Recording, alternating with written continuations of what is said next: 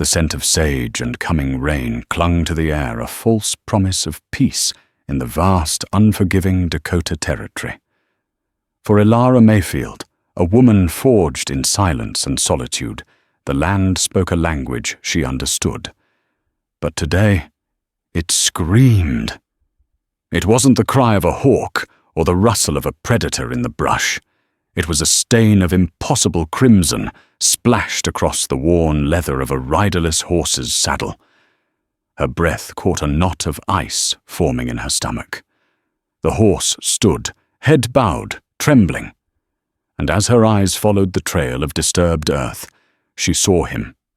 The wind, a restless spirit sweeping down from the black hills, carried the metallic tang of blood long before Elara Mayfield saw its source. It was a scent she knew too well, a grim spectre from her past life, a life where she had been the wife of a doctor in a town choking on its own dust and disease. Here on the homestead, carved out by her late husband, Thomas's hands, she had sought refuge in the clean, honest scents of pine soil and wild herbs. But the past had a long reach. Her gaze swept the horizon, a familiar ritual. The undulating sea of prairie grass, the stoic silhouette of the distant hills, the vast, indifferent blue sky. Nothing seemed out of place, yet the feeling of wrongness was a physical weight on her shoulders. It was then she saw it, a pinto horse, standing unnaturally still near the cottonwood grove that bordered her small creek. It wasn't one of hers. Her own mare, Bess, was safely in the corral. This horse was a stranger, its coat a stark map of white and brown against the green of the trees, and on its flank something dark glistened wetly in the afternoon sun. Setting down the basket of yarrow she'd been collecting, Elara moved with a caution that had become second nature. The West didn't reward the reckless. Every shadow could hold a rattlesnake. Every gust of wind could carry the whispers of men with cruel intentions. She kept her movements fluid and quiet, her worn leather boots making little sound on the packed earth. As she drew closer, the details sharpened into a horrifying tableau. The horse was lathered in sweat, its eyes wide with fear. Its reins were tangled in a low-hanging branch, trapping it. But it was the saddle that stole her breath. It was a simple functional thing, clearly of Lakota make, but it was ruined. A slick, dark, arterial spray painted the seat and fender, so thick in places it had begun to coagulate into grim jewels. Below the saddle, a long, ugly smear of blood stained the pinto's white hide, a testament to a rider who had clung on with failing strength. She saw the blood on his saddle, and her heart began to hammer against her ribs. This wasn't the result of a hunting accident. This was the work of a bullet or a blade. This was violence. Her eyes darted from the horse to the ground, searching. The trail was easy enough to follow. Scuffed earth, a broken branch, and then a series of drag marks leading into the thicker brush of the creek bed. She hesitated for only a second. Thomas had taught her many things, but the most important was that a life, any life, was worth fighting for. Taking a deep, steadying breath, she pushed aside a curtain of willow branches and stepped into the shaded cool of the grove. He lay half-submerged in the shallow, babbling water, his body wedged against a smooth, moss-covered boulder. He was Lakota, that much was clear from his buckskin leggings, and the single eagle feather tied into his long black hair, now dark and heavy with creek water. His face was turned away from her, but she could see the powerful line of his jaw and the corded muscles in his neck. One arm was flung out his hand, clutching a fistful of mud and roots, as if he had tried to pull himself further onto the bank. The water around his hips was a diluted, swirling pink. Elara moved silently to his side, her mind shifting from apprehensive homesteader to the doctor's assistant she had once been. Her fingers went to his neck, searching for the thrum of life beneath the cold, damp skin. It was there. Faint, thready, and dangerously slow, but it was there. Gently she turned his head. His eyes were closed, his face a mask of pain, even in unconsciousness. He was young, perhaps no older than 25, with high cheekbones and a proud, strong mouth. There was a deep gash on his forehead, likely from the fall, but that wasn't the killing wound. With practiced hands, she began to assess the real damage. His tunic was soaked through, not just with water, but with the hot, sticky dampness of his own lifeblood. She found the entry wound on his left side, low in the abdomen, just above the hip. A small, neat, blackened hole. A pistol shot. She didn't need to see the exit wound to know the truth. She had seen wounds like this before in Thomas's makeshift surgery. A gut shot. The bullet would have torn through his insides, shredding bowel and organs, starting a fire of infection that no medicine in this God-forsaken land could quench.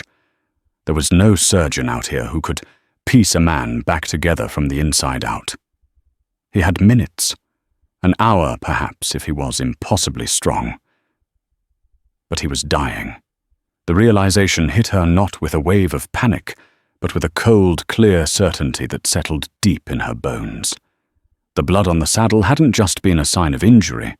It was a death warrant. It told a story of a man shot from his horse who had somehow found the strength to pull himself back into the saddle to ride until his body gave out his life, leaking into the leather with every agonizing beat of his heart. He had ridden until he could ride no more, and this creek, this small patch of her land, was where his journey ended. A profound sadness washed over her, thick and suffocating. This warrior, this stranger, would die here, alone, his name unknown, his story untold. She looked at his face again, at the faint lines of exhaustion and pain etched around his eyes. He deserved more than to die in a cold creek like a wounded animal. A sudden fierce resolve burned through her sorrow. She couldn't save him. She knew that with the brutal honesty of someone who had watched death win too many times. But she could offer him a measure of dignity. She would not let him die alone in the water. She would give him a warm, dry place to pass a moment of peace at the end of his struggle. Wasting no more time, she hooked her arms under his, her muscles straining against his dead weight. He was heavier than he looked, all lean, muscle and bone. Gritting her teeth, she pulled, dragging him from the creek's embrace, inch by painful inch. The water streamed from his clothes, running pink over the stones of the bank. She pulled him onto the soft grass, his head lolling to one side. A low groan escaped his lips, a sound of such profound agony it made her own stomach clench in sympathy. His eyes fluttered open. They were dark, fathomless, and for a fleeting moment filled with a wild, cornered animal fear. Then they focused on her face. The fear receded, replaced by a dazed confusion. He tried to speak, but only a wet, rasping sound came out. "Easy," she murmured, her voice soft. "You're safe for now. Just rest." She knew it was a lie. He wasn't safe. The clock was ticking, and his time was nearly spent. But it was the only comfort she had to offer. She looked from his pain-filled eyes back to the blood-soaked saddle on the waiting pinto, and she realized the Lakota warrior had minutes to live. Getting him back to the cabin was a monumental task. Ilara was strong, her body hardened by the relentless labor of homesteading, but the warrior was a solid weight of unconsciousness. She fetched Bess, and with a series of ropes and blankets, managed to create a makeshift travois. The journey was slow and agonizingly careful. Every jostle, every rock in the path elicited a low moan from her passenger, a sound that twisted something deep inside her. She laid him on the simple cot in the corner of her one-room cabin, the one Thomas had built and had later died in. The irony was a bitter pill. The room was sparse, but clean smelling of dried herbs and wood smoke.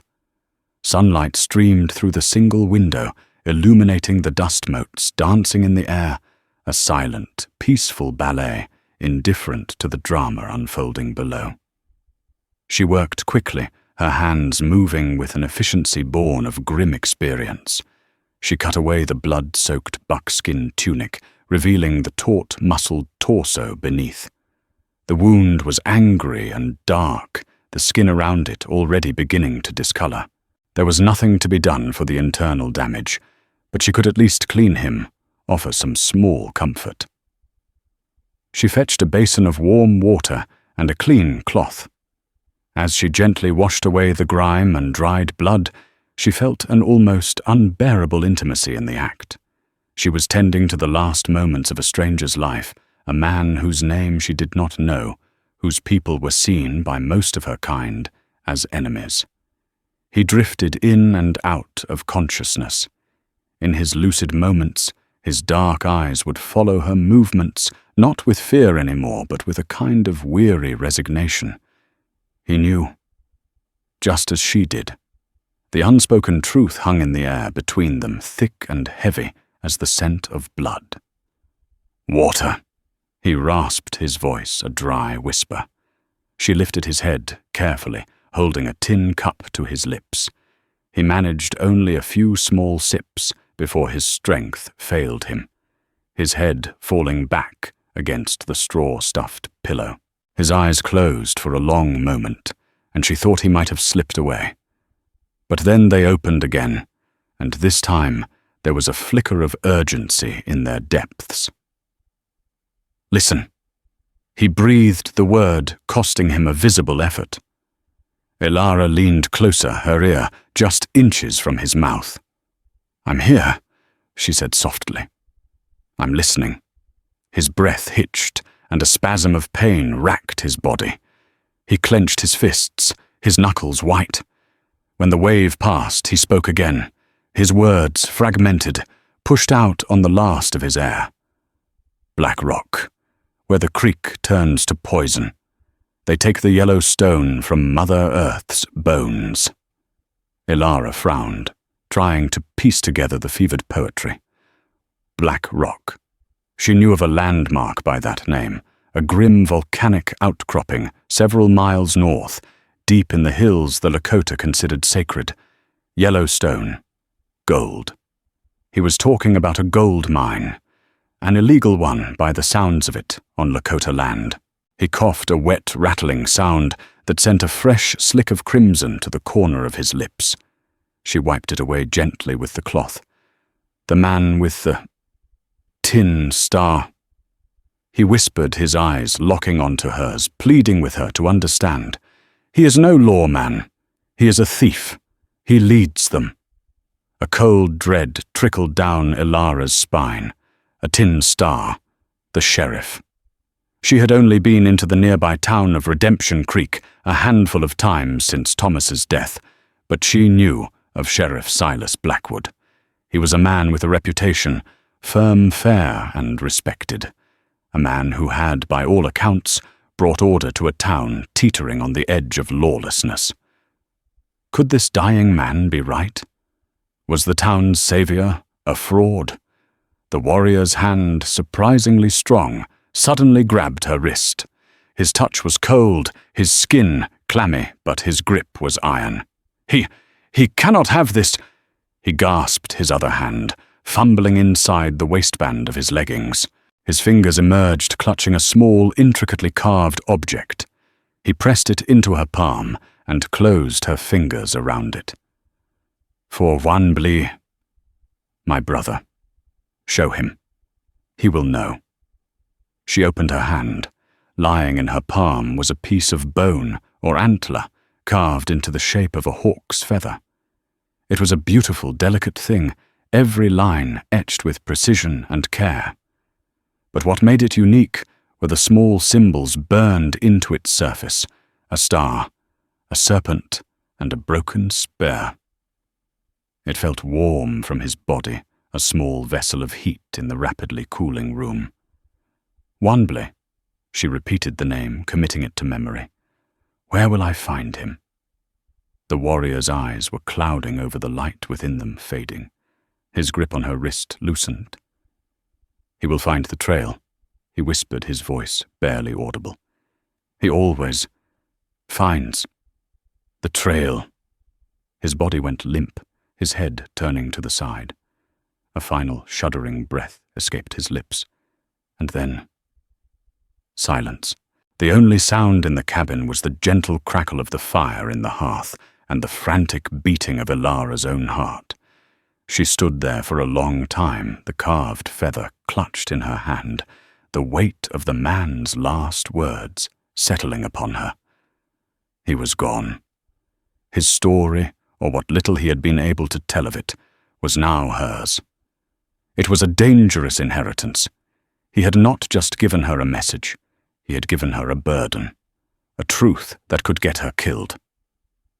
She looked down at the peaceful, still face on the cot. His pain was over. Hers, she suspected, was just beginning. She had brought him here to offer him a dignified death, but instead, he had thrust her into the heart of his life's final conflict. With a heavy sigh, she gently closed his eyes. Then, carefully, respectfully, she began the solemn task of preparing his body. She washed him one last time and wrapped him in one of her cleanest blankets. She couldn't give him the sky burial his people would have wanted, but she could give him a proper grave. As she worked, her mind raced.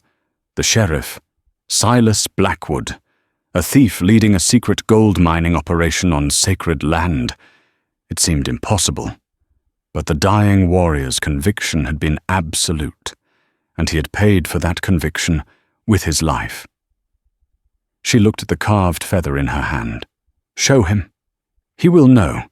It was more than a token, it was a proof, evidence, a key to a secret she was now a part of. That night, under the cold, unblinking light of 1,000 stars, Ilara dug a grave on the small rise behind her cabin, next to the single wooden cross that marked Thomas's final resting place. She worked until her hands were raw and her back screamed in protest. She wrapped the warrior's body and gently lowered him into the earth. She said no prayer, for she did not know the words his people would say. Instead, she stood in silence, offering her respect for the brave man who had ridden so hard to escape a death that was already inside him. As she filled the grave, shovelful by shovelful, she made a promise to the silent earth. She would not let his death be for nothing. She didn't know how, but she would find a way to carry his message. She would find Wanbley, and she would make sure the man with the tin star answered for the blood on the saddle. 2 days passed in a haze of anxious silence. The unmarked grave on the hill was a constant silent accusation. Every gust of wind seemed to whisper the dead man's secrets, and every shadow seemed to lengthen into the form of a man with a tin star. Ilara knew she couldn't stay hidden in her solitude forever. She needed supplies, but more than that, she needed information. She needed to see Sheriff Silas Blackwood for herself, to look into the eyes of the man the warrior had accused, and see if she could find a glimmer of the monster he described.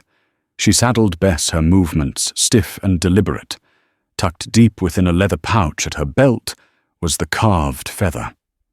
It felt both as light as a whisper and as heavy as a tombstone. The ride to Redemption Creek was one she had made dozens of times, but today the familiar landscape felt fraught with menace. The whispering prairie grass seemed to hiss warnings, and the gnarled branches of the cottonwoods looked like grasping claws. Redemption Creek was a typical frontier town, a single dusty main street, flanked by rough-hewn wooden buildings, clinging precariously to the edge of civilization. It was a place of stark contrasts of mud and lace, of prayer and profanity. Today, It was bustling with its usual chaotic energy. Cowboys swaggered from the saloon, their spurs jingling a discordant rhythm on the boardwalk. Ladies with parasols navigated the street with grim determination, avoiding the ever-present muck. The air was thick with the smell of horse manure, cheap whiskey, and frying bacon. Ilara tied Bess to the hitching post outside Gable's general store, her eyes scanning the street.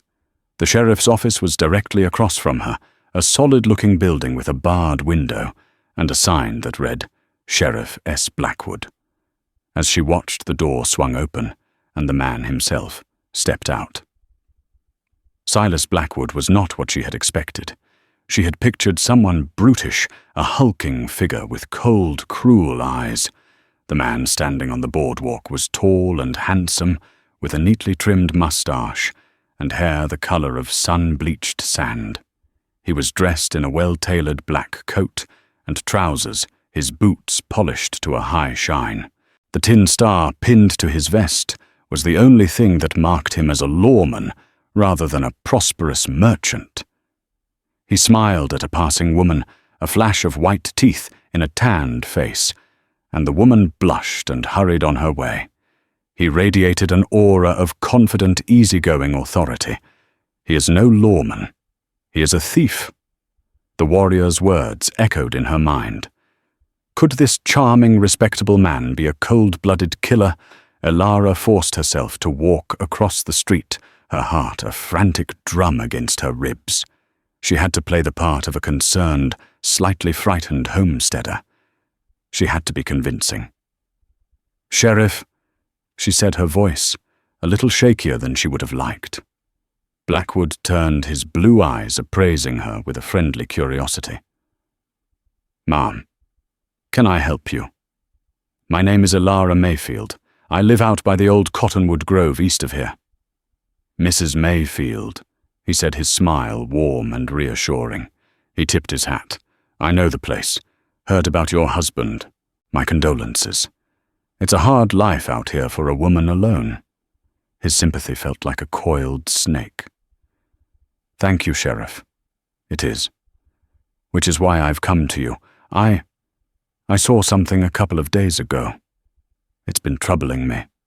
His expression shifted, the friendly smile replaced by a look of professional concern.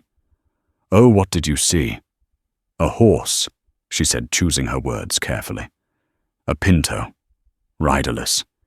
It had blood on the saddle, a lot of blood. It wandered onto my land, and then ran off before I could catch it." She omitted the discovery of the body, the burial. That was a secret she would hold close until she knew who she could trust. For now she was just a witness to a piece of the puzzle. Blackwood's brow furrowed. He stroked his mustache thoughtfully. "A pinto with blood on the saddle, you say?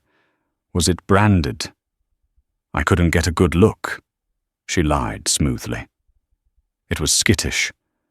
Ran off toward the hills, and you saw no rider, no body." He asked, his gaze sharp and penetrating. It felt as if he were trying to peer directly into her soul to pluck the truth from her thoughts. "No, nothing. That's what's so worrying. I've been scared to leave my cabin since." It wasn't entirely a lie. She had been scared, but not for the reasons she was letting him believe. The sheriff placed a comforting hand on her arm. His touch was firm, meant to be reassuring, but it sent a jolt of ice through her veins. "You did the right thing coming to me, Mrs. Mayfield. It's likely just a hunter who had an accident, but I'll send one of my deputies, Jed, to ride out and take a look around your property. We'll find out what happened." He smiled again, that disarming, handsome smile. "Don't you worry. Redemption Creek is a safe town. I've made sure of it. There haven't been any Indian troubles in this area for months." The casual, dismissive way he said, "Indian troubles," made her stomach clench. He was dismissing the very idea that the blood could belong to a Lakota. He was steering the narrative before it had even begun. "Thank you, Sheriff," she said, forcing a grateful smile. That would put my mind at ease. Of course, he said, his tone avuncular. You just take care of yourself out there, and if you see anything else, anything at all, you come straight to me. My door is always open.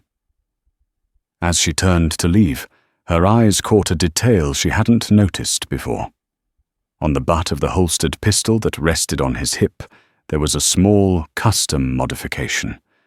A silver plate had been inset into the wooden grip, and on it was an engraving. It was tiny, but from this close she could make it out clearly. It was a coiled serpent, a star, a serpent, and a broken spear. Ilara's blood ran cold, the symbol from the carved feather. It was right there on the sheriff's gun. The warrior hadn't been delirious. He had been telling the literal truth. She felt a wave of dizziness, and for a moment the bustling street seemed to tilt and sway around her. She had just shaken the hand of her neighbor's murderer.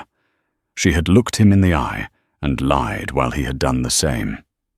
She managed a nod and walked away, her legs feeling unsteady beneath her. She didn't go to the general store. The pretense of needing supplies was forgotten, burned away by the terrifying confirmation of her fears. All she wanted was to get back to the relative safety of her cabin, to put as much distance as possible between herself and the smiling, handsome killer who wore a tin star on his chest. As she mounted Bess, she chanced one last look back. Sheriff Blackwood was still standing there watching her. His friendly smile was gone. In its place was a flat, calculating expression, his blue eyes narrowed and cold as glacial ice. He knew she was more than just a worried homesteader. He knew she was a threat. The game had begun. The following days were a torment of watchful waiting. Ilara found herself starting at every sound, the creak of a floorboard, the cry of a distant coyote, the rustle of leaves in the wind. She kept her rifle. Thomas's old Winchester, loaded and close at hand. The deputy, a hulking, silent man named Jedediah Stone, had come by as promised. He'd made a cursory search of the creek bed, his eyes missing, or perhaps ignoring the freshly turned earth on the hill. He had pronounced it the work of a mountain lion, taking down a deer, and told her not to worry her pretty little head. His condescension was as thick as his beard, and Ilara knew he was either a fool or a liar. Given his boss, she suspected the latter. Her encounter with Blackwood had changed everything. The abstract danger had become terrifyingly real, attached to a handsome, smiling face. The serpent on his gun was a brand in her mind. She knew she couldn't face him alone. The warrior's words were her only guide. Find Wanbley. But how did one find a single Lakota man in the vast, sprawling expanse of the Dakota Territory? She needed more information. She had to go back to Redemption Creek, not as a victim, but as an observer. She had to listen to the whispers in the dust. Her first stop was the office of Doc Abernathy. He was a man drowning his sorrows and his failures in a bottle of cheap whiskey, but he had once been a friend of Thomas's, and his memory, when not clouded by drink, was long. She found him hunched over his desk, a half-empty bottle at his elbow, staring at a medical chart that looked 10 years out of date. Ilara, he slurred, blinking up at her. What brings you to this temple of misery? Hello, Martin, she said gently, ignoring the stench of stale liquor. I needed to ask you something, about Sheriff Blackwood. Abernathy snorted, pouring himself another drink with a shaky hand. Blackwood, the town saint. What about him? He has a pistol with a silver serpent on the grip. I was just wondering. It's an unusual design. The doctor took a long swallow of his drink, his eyes distant. Unusual, yes. He and a couple of his business partners had a maid, a little club of theirs. Called themselves the Serpent Syndicate, or some such nonsense back in the mining camps before Blackwood decided to pin on a star and call himself respectable. Him a prospector named Caleb Finch, and a few others. Finch is his other deputy now, the twitchy one. A prospecting syndicate. They take the yellow stone from Mother Earth's bones. The pieces were clicking into place, forming a picture more ugly and dangerous than she had imagined. So the sheriff was a prospector, before he was a lawman? Elara asked, keeping her tone casual. That's how he made his money, Abernathy grumbled. Found a rich seam somewhere up in the hills. He's a rich man. Elara, don't let the simple tin star fool you. Rich men don't get that way by being nice. He looked at her, then a flicker of his old intelligence shining through the alcoholic fog. You be careful around him. He's not the man he pretends to be. He's got a darkness in him. I saw it once. Had to patch up a man Blackwood brought in. Said the fellow, resisted arrest. The man's injuries told a different story. Blackwood is a man who enjoys his work too much, if you take my meaning. Elara left the doctor's office with a knot of fear tightening in her gut. She crossed the street to Gable's General Store, the town's nerve center for gossip. Martha Gable, a woman with a face like a dried apple and eyes that missed nothing, was weighing out a sack of flour. Mrs. Mayfield, she chirped. Good to see you. Thought you'd become a hermit out there. Just been busy, Martha, Elara replied, forcing a smile as she picked up a can of beans. She browsed the shelves, feigning interest in bolts of cloth and sacks of grain, slowly making her way closer to the counter, where Martha was holding court with another woman. And the sheriff is heading out again tomorrow, Martha was saying, her voice a conspiratorial whisper. Another one of his patrols up into the Black Hills. Takes him 3-4 days sometimes. Takes Jed and Caleb with him too. Leaves the town with no law at all, if you ask me. Says he's tracking rustlers, but I ask you what rustlers are way up there. He always comes back with his saddlebags heavy, though, the other woman added. But he never seems to have any recovered cattle with him. Heavy with justice, I'm sure, Martha said with a sniff, though her tone suggested she didn't believe it for a second. Elara's hands froze on a tin of coffee. A patrol. To the Black Hills, near the landmark called Black Rock. It had to be. He wasn't patrolling, he was mining, using his position as sheriff as the perfect cover for his illegal operation. He would be gone for days, his deputies with him. This was her chance, a window of opportunity. She bought her supplies, her mind racing. As she was leaving, her eyes fell upon the public notice board near the door. Pinned among advertisements for tonics and notices of land sales was a crude, hand-drawn sketch. It was a wanted poster, but not for a man. It was for a horse, a pinto with distinctive markings. The same markings as the horse the Lakota warrior had been riding. The notice, signed by Sheriff Blackwood, offered a reward for information on a horse stolen by Lakota renegades. He was controlling the story, turning his victim into a thief. Anyone who saw that horse would now see it through the sheriff's eyes as evidence of Indian crime, not of his own. Clutching her bag of supplies, Elara hurried back to Bess. She had to find Wanbley, and she had a sudden, desperate idea of how she might do it. The Lakota people didn't just wander the plains aimlessly.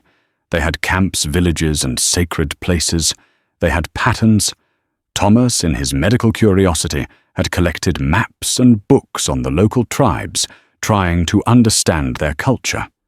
He had spoken of a large summer encampment, often set up in a hidden valley known as Whisperwind Canyon, a place where several tribes gathered to trade and celebrate before the onset of winter. It was a long shot, a dangerous ride into territory, where she would be seen as an intruder, an enemy. but it was the only lead she had. As she rode out of Redemption Creek, she felt a profound shift within herself. She was no longer just a widow, a homesteader hiding from her grief. She was a keeper of secrets, a hunter of truths. The dead warrior had entrusted her with his last breath, and the whispers she had gathered in the dust of the town had given that breath a voice. She was now part of this story, her fate entwined with that of a murdered man, and the brother he had called to in his final moments. The risk was enormous, but the thought of letting Silas Blackwood continue to hide his crimes behind a tin star and a handsome smile was unbearable. She would ride to Whisperwind Canyon. She would find Wanbley. Ilara never made it to Whisperwind Canyon.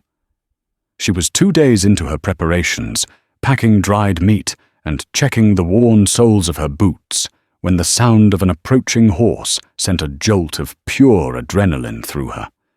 It wasn't the plodding gait of a lone rider. It was 2 horses moving at a confident, deliberate pace.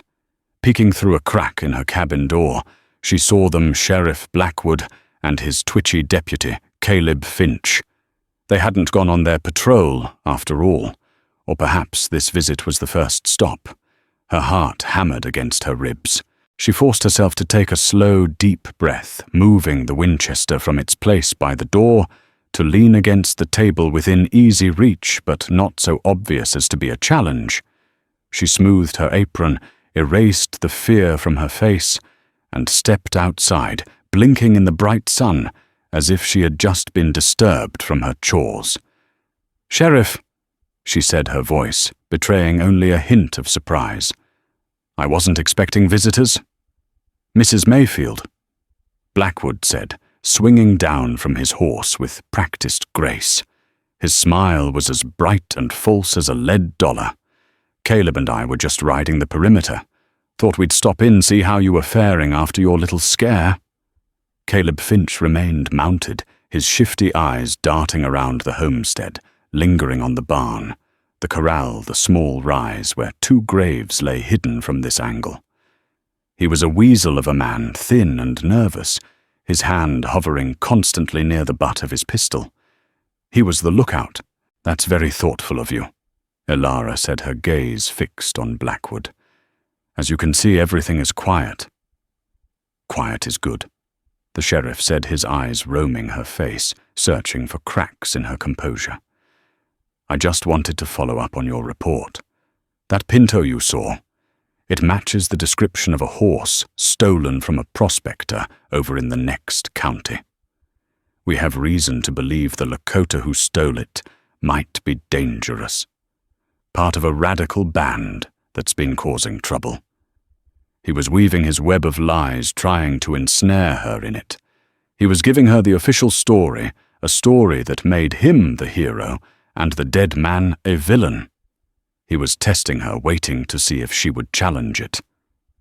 "I see," she said simply, giving him nothing. Blackwood took a step closer. The scent of leather and bay rum wafted from him, a civilized scent that was at odds with the predatory gleam in his eyes. "The thing is, Mrs. Mayfield, a woman alone out here. It's a vulnerable position. All sorts of things can happen. Accidents, fires, unfortunate encounters." The veiled threat hung in the air between them, shimmering and ugly. This was no friendly check-in. This was an interrogation and a warning. "I manage," she said, her voice cold. His smile tightened. "I'm sure you do. You seem like a very resourceful woman. But resources can only take you so far. Alliances, friendships. Those are what truly keep people safe out here. I like to think of myself as a friend to the good people of this territory." He let the word friend linger, loaded with unspoken meaning. It was an offer, a devil's bargain. Join him, stay silent and be protected. Oppose him and face the consequences. "I appreciate the sentiment, Sheriff," she said, refusing to be drawn in. His patience finally snapped. The charming facade cracked, revealing the cold, hard ruthlessness beneath. "Let's stop playing games, Mrs. Mayfield. Jedediah told me about the grave. The new one, up on the hill next to your husband." Ilara's blood turned to ice. She had been so careful, but not careful enough. A dog died." She stammered the lie, weak and pathetic even to her own ears. Blackwood laughed, a short, sharp, ugly sound. "A dog? You buried a dog with the same care you gave your husband?" "I don't think so. You found him, didn't you? The Indian, the horse thief. You found him, and you buried him. Now the only question is, what did he say to you before he died?" He took another step, closing the distance between them, until he was standing directly in front of her. He was much taller than she was, and he used his height to intimidate, looming over her like a bird of prey. Caleb shifted on his horse, his hand now resting fully on his gun. Ilara stood her ground, her chin held high. She would not let him see her fear. "He said nothing," she said, her voice clear and steady. "He was dead when I found him." "Is that so?" Blackwood purred, his voice dangerously soft. He reached out, and before she could react, his fingers brushed against the leather pouch at her belt. "Then what are you carrying that's so precious? A memento, a keepsake from a dead thief?" Panic surged through her, hot and suffocating. The feather. He knew. Or he suspected. She backed away her hand, instinctively going to the pouch. "That's none of your business. I'm the law in this territory, Mrs. Mayfield." He hissed, his blue eyes flashing with fury. "Everything is my business." He lunged for the pouch, but Ilara was faster. She sidestepped her hand, darting out and grabbing the handle of the nearby water bucket. With all her strength, she swung it, sloshing a gallon of cold well water directly into the sheriff's face and chest. He sputtered, shocked and enraged, stumbling back. "Why you—" That was all the opening she needed. She darted back into the cabin, slamming the heavy wooden door and dropping the thick bar into place, just as Blackwood's body crashed against it. From his horse, Caleb drew his pistol. "Sheriff!" he yelled, his voice cracking with uncertainty. "Don't just sit there, you idiot. Get this door open." Blackwood roared, his voice muffled by the wood. Ilara scrambled for the Winchester, her hands shaking, but her mind strangely calm. The confrontation she had feared was here. The time for lies and subtlety was over. She levered around into the chamber, the metallic snick-clack, a sound of finality. She moved to the small window, peering out. Caleb was dismounting, fumbling with a length of rope from his saddle, perhaps with the intention of tearing the door from its hinges. Blackwood was hammering on the door with the butt of his pistol. She had only one chance. Taking a deep breath, she rested the rifle barrel on the windowsill, took aim and fired. She didn't aim for Caleb. She aimed for the ground at his feet. The shot exploded through the quiet afternoon, a deafening crack of thunder. Dirt and gravel sprayed into the deputy's face. He yelped like a kicked dog, dropping the rope and scrambling backward, tripping over his own feet. "The next one won't miss," Ilara shouted, her voice raw, with a courage she didn't know she possessed. There was a moment of shocked silence. Then Blackwood's furious voice cut through the air. "Get in the house, Caleb, circle around the back." Ilara knew she was trapped. The cabin had only one door and one window. They could surround her, wait her out, or set the whole place on fire. Her defiance had bought her moments, nothing more. But as Caleb scurried for cover, his panicked movements drew Ilara's eyes toward the distant hills, and she saw it. A flicker of movement, a flash of light like the sun glinting off a piece of metal or glass. It was there for a second, then gone. It was miles away, too far to be a threat or a help. But it was something. Someone was out there. Someone was watching. Was it Wanbley? Had he found his brother's trail after all, or was it something else entirely?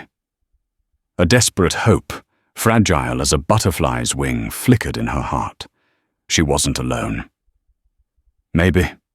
Blackwood's voice came again this time from the side of the cabin, tight with controlled fury. This can end one of two ways, Mrs. Mayfield. You can open that door, give me what the Indian gave you, and I'll forget this ever happened. Or you can stay in there, and I will burn this cabin to the ground with you inside it. The choice is yours. The devil had laid his final bargain on the table, her life for her silence, her life for a carved piece of bone. Staring down the barrel of her rifle, with the smell of gunpowder sharp in her nostrils, Elara Mayfield knew there was no choice at all. She would die with the truth before she would live with a lie. The standoff was a stalemate of stretched nerves. Elara remained by the window rifle ready, while Blackwood and Caleb stayed out of her line of sight, shouting threats that grew more desperate as the afternoon sun began to dip toward the horizon. They knew as well as she did that starting a fire at dusk was a beacon that could be seen for miles. They wanted this business finished and finished quietly. The flash of light she had seen earlier had not reappeared, and the fragile hope it had sparked began to wither. Perhaps it had just been a trick of the light, a figment of her desperate imagination. She was alone, trapped her time, measured in the lengthening shadows. Then she heard a new sound. It was faint at first, a low, rhythmic drumming that seemed to come from the earth itself. It was the sound of approaching horses. Not two, but many. Blackwood and Caleb heard it too. Their shouting stopped. The silence that fell was more terrifying than the noise had been. "Who the hell is that?" Caleb whispered, his voice laced with panic. Elara held her breath, her ear pressed to the rough-hewn logs of the cabin wall. The drumming grew louder, closer. It was a disciplined, powerful sound. This wasn't some lost posse. This was deliberate. Suddenly, a voice, sharp and clear as a bugle call, cut through the twilight. "Sheriff Blackwood, this is United States Marshal Elijah Vance. You and your deputy are to drop your weapons and step out with your hands in the air." A U.S. Marshal here. It was impossible. A miracle. "It's a trick," Blackwood snarled, but his voice lacked conviction. The Marshal's voice came again, closer this time, imbued with an unshakable authority. "I have a warrant for your arrest, Sheriff, on charges of conspiracy and murder. I also have you surrounded with 10 deputies. I suggest you comply. Now." Elara scrambled back to the window. In the fading light, she could see them, a line of mounted men, their forms dark silhouettes against the purple sky. They were fanned out in a semicircle, their rifles all trained on her small cabin and on the 2 men hiding beside it. She heard a clatter as Caleb Finch's pistol hit the dirt. "Don't shoot, I give up," he squealed. A moment later, after a string of curses, another pistol followed. "All right, Vance, we're coming out," Blackwood yelled, his voice thick with venomous rage. Elara watched her rifle still clutched in her hands as the 2 men emerged from the side of the cabin, their hands raised high. The Marshal, a tall, severe-looking man with a greying beard and cold, clear eyes, dismounted and approached them, a pair of handcuffs glinting in his hand. As his men secured the prisoners, Marshal Vance walked to the cabin door. "Mrs. Mayfield, you can come out now. You're safe." Her legs were shaking so badly she could barely stand. With fumbling fingers, she lifted the bar and pushed the door open. She stepped out into the cool evening air, blinking at the scene before her. The immediate threat was over, but the questions were just beginning. "Marshal," she managed to say. "How did you know?" Vance gave her a grim, respectful nod. "We were not the ones who found you, ma'am." He was. He gestured toward the line of deputies. One of them separated from the group and walked forward. He was not a deputy. He was Lakota, dressed in buckskin and carrying a rifle with the ease of a man born to it. He was tall and lean, his face a mask of hardened grief, but his eyes, when they met hers, held a flicker of profound gratitude. He looked so much like the man she had buried on the hill. "Wanbley," she breathed. He stopped a few feet from her and gave a slow, solemn nod. "You are the woman my brother spoke of in his last moments." He said his English, precise and formal. His gaze was intense, searching. "Kangi, he came to you." "Yes," she whispered. "I'm so sorry. I did what I could." "You did more than that," Wanbley said, his voice resonating with deep emotion. "You gave him peace, and you kept his message safe." He looked from her to the captured sheriff. "My brother's spirit was strong. He knew he would not survive, so he rode not to escape, but to deliver his warning to the first honest soul he could find. He found you." The pieces of the puzzle fell into place for Ilara, the flash of light she had seen. It had been Wanbley tracking his brother. He must have seen Blackwood arrive, seen the standoff begin. He had not intervened directly, knowing he and his warriors would be branded as hostiles. Instead, he had ridden like the wind to the nearest federal outpost, 2 days away, and brought back the one authority even a corrupt local sheriff could not defy. "The carved feather," she said, pulling the pouch from her belt. She held it out to him. "He wanted you to have this." Wanbley took the feather, his fingers closing around it with reverence. "This is our family's mark," he explained, his voice thick with sorrow. "Kangi was a scout. He was tracking the desecration of our sacred lands. Black Rock, the place where the creek turns to poison. It is where Blackwood has his mine." Marshal Vance stepped forward. "We found your brother's trail leading from the hills, Mr. Wanbley, and we found the mine. It's just as you said. An illegal operation, using stolen equipment and violating at least a dozen federal treaties. Blackwood wasn't just a thief. He was a fool.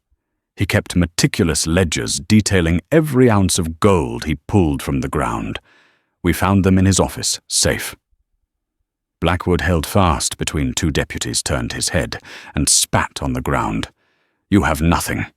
An Indian's word against a duly elected sheriff." "We have more than his word," Vance said, his voice like chips of granite. "We have your ledgers. We have testimony from prospectors you cheated. And we have Mrs. Mayfield, a credible witness you tried to murder in cold blood. That's more than enough to see you hang." The fight went out of Silas Blackwood. His shoulders slumped, and the handsome, confident mask fell away, completely revealing the craven, greedy man beneath. As the deputies led Blackwood and Caleb away, Wanbley turned back to Ilara. "My brother's body. Where did you lay him?" "On the hill," she said, softly pointing. "Beside my husband. I didn't know your customs, but I wanted him to have a place of honor." Wanbley looked toward the small rise, his stoic expression softening with a deep, aching sadness. "You have done our family a great service, Ilara Mayfield, a debt that cannot easily be repaid. We will take him home now to be with our ancestors." He paused, then met her eyes again. "You are a woman of great courage. Wichachala, a warrior spirit." Ilara felt a blush rise to her cheeks, a warmth that had nothing to do with the evening chill. She had simply done what she thought was right, what her conscience demanded. To hear it described as courage from a man like Wanbley felt like a greater reward than any she could have imagined. She looked at the darkening plains, at the silent cabin that had been both her refuge and her prison, and she knew that something within her had been irrevocably changed. The quiet solitude she had sought had been shattered, but in its place, something stronger had been forged. The next day, Wanbley and his warriors arrived. Their mournful chants drifted over the prairie as they prepared Kangi for his journey home. Before leaving, Wanbli pressed the carved hawk feather back into Elara's hand. "Its story is now your story too," he said. A reminder that a single voice can speak for those who are silenced. He warned her that Blackwood's friends made the homestead a dangerous place, and she knew he was right. The sanctuary she had built from grief was now a target. A week later, her life was packed into a single wagon. She sold the homestead and rode through Redemption Creek, a town already breathing easier without its corrupt sheriff. After a quiet goodbye at her husband's grave, Elara faced the open prairie, her future an unwritten map. The trial in Fort Laramie awaited, and the road ahead was uncertain. But Elara was no longer the grieving widow who had found a dying stranger by a creek.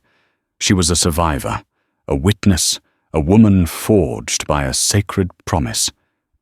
She clutched the feather in her pocket, its weight a testament to the warrior's trust and the heavy burden of the truth she now carried for them both. That is the story of Elara Mayfield, a woman who proved that heroism isn't just for gunslingers and lawmen. It's for anyone who refuses to turn away when they see injustice. She saw the blood on the saddle not as an omen of her own doom, but as a call to action. It's a story about the unlikely bonds forged in the crucible of the West, where a grieving widow and a dying Lakota warrior could change the fate of an entire territory, all because one of them refused to let the other's voice be lost to the dust. Their story reminds us that the smallest acts of courage can have the largest consequences, and that sometimes the entire weight of justice can rest on something as light as a feather. If this story of unlikely courage and frontier justice resonated with you, please show your support by hitting that like button. Share it with someone who loves a classic Western tale with a powerful twist. And most importantly, subscribe to our channel for more stories from the untamed heart of the American West. Click the bell icon so you never miss an episode. Thank you for listening.